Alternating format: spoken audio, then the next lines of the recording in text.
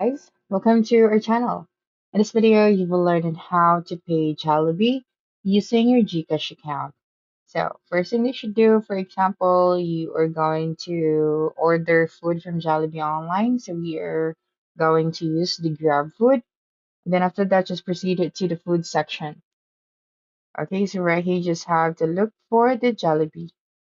All right, so we have this one. Then after that, you just have to add the items that you want to order. For example, this one right here, and then click on the add to basket option, and then tap on your basket.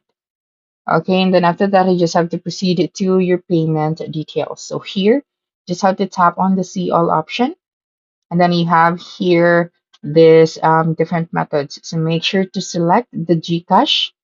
That's right. And then make sure that your Gcash account has the balance of your total amount that you are going to pay here. So after that, just simply tap on the place order option that you can see at the bottom of your screen. So that's it for this video. If you think this video helped you solve a concern, please subscribe, like this video, and leave your comment below. Bye.